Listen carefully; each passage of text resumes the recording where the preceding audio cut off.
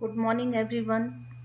Basic part second के chapter aldehyde and ketones में आज हम करते हैं एक इम्पॉर्टेंट रिएक्शन जिसका नाम है विटिक रिएक्शन। काफ़ी इम्पॉर्टेंट रिएक्शन है और काफ़ी इंटरेस्टिंग रिएक्शन है। तो हम देखते हैं कि विटिक रिएक्शन कैसे होती है। सबसे पहले हम देखते हैं कि विटिक रिएक्शन होती क्या है। विटिक रिएक्शन ऑर्गेनिक रिएक्शन है, एक ऐसी केमिकल रिएक्शन है जिसमें एक एल्डिहाइड या कीटोन की रिएक्शन होती है फॉस्फोरस इलीट के साथ। और फॉस्फोरस इलीट क्या होता है? ट्राइफिनाइल फॉस्फोरस इलीट होती है, उसके साथ इसकी रिएक्शन होती है और हमको एक एल्कीन प्राप्त होता है। एल्कीन ऐसा होता है जो कि हाईली सब्स्टिट्यूटेड होता है, यानी कि एल्कीन के ऊपर चारों प्रतिस्थापी जुड़े रहते हैं, तो ये हाईली सब्स्टिट्यूटेड एल्कीन हमको प्राप्त होता है। सबसे पहले इस रिएक्शन को एक जर्मन केमिस्ट जॉर्ज विटिंग ने दिया था, जो कि 1979 में, जिनको इस कार्य के लिए नोबेल प्राइज भी दिया गया। तो यहाँ पर हम जैसे रिएक्शन देखते हैं, ये फॉस्फोरस इलीड है।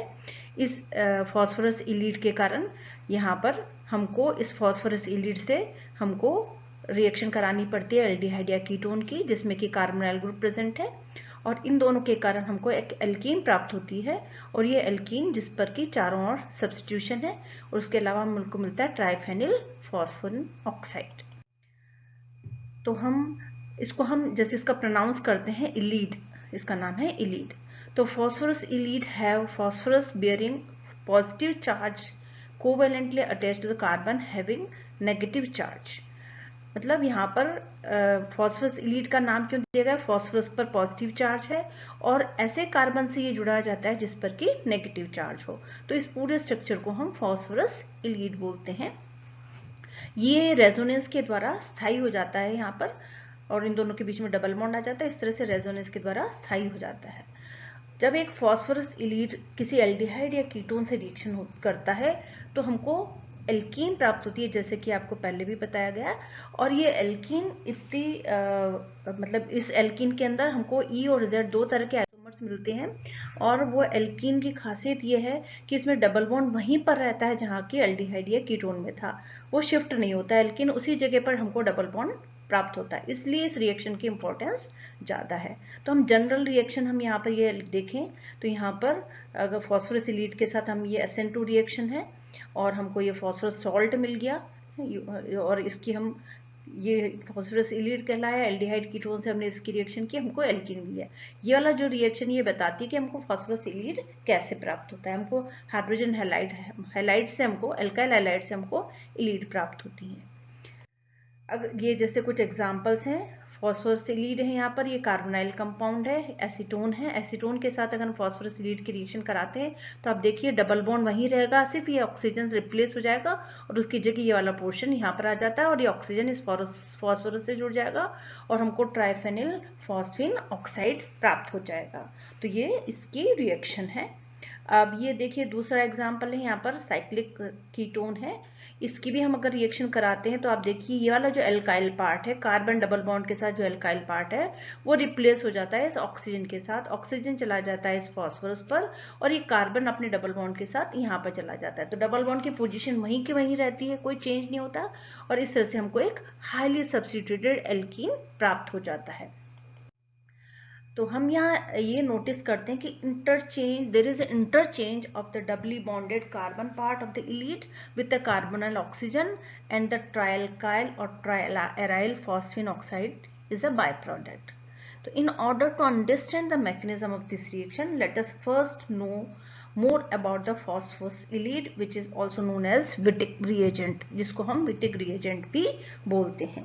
तो phosphorus atom, especially those are positive charge or are attached to the electronegative substituent, can increase the acidity of the proton adjacent to them at the carbon skeleton.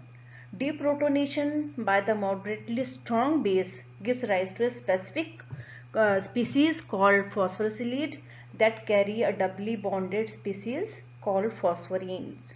The phosphorinium ylide requires for a specific synthesis produced by an SN2 reaction of triphenyl phosphine and an alkyl halide with the suitable number of carbon atoms.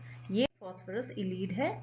कैसे बनता है? जैसे ट्रायल्काइल phosphorus है, इसकी हम alkyl halide के साथ reaction कराते हैं हमको बेस के प्रेजेंस में, तो हमको यहाँ पर फॉस्फोरस इलीड प्राप्त हो जाता है।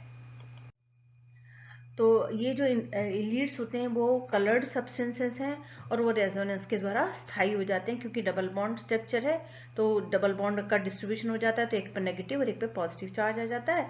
इस तरह से ये दोनों जो सब्सटेंस हैं वो अपने रेजोनेंस के द्वारा स्थायी हो जाते हैं और ये इन सीटू बनते हैं, यानी कि ड्यूरिंग द रिएक्शन ही बनते हैं यहाँ पर, और हम ये रिएक्शन में काम आ जाते हैं। कितने तरह की इलीड होते हैं? जनरली दो तरह की इलीड होते हैं। एक तो जो कॉन्जुगेटिंग है एनायन या anion stabilising substituent adjacent to the negative charge such as carbonyl groups and those without the, कुछ कहलाते हैं जो पहले वाले दो तरह के आपको बताएं, एक में वो होता है जो कि कॉन्जुगेटेड होते हैं। किससे कॉन्जुगेटेड होते हैं? वहां पर वो डबल बॉन्ड के पास में नेगेटिव चार्ज होता है, उसके साथ ये जुड़े हुए रहते हैं। Because a negative charge is stabilized not only by the atom of the phosphorus but also by the adjacent functional group by the enolate type structure. The latter are known as unstabilized elites. दो तरह के stabilized और unstabilized. ये जैसे stabilized है, ये unstabilized elite है। अब हम देखते हैं mechanism of this reaction.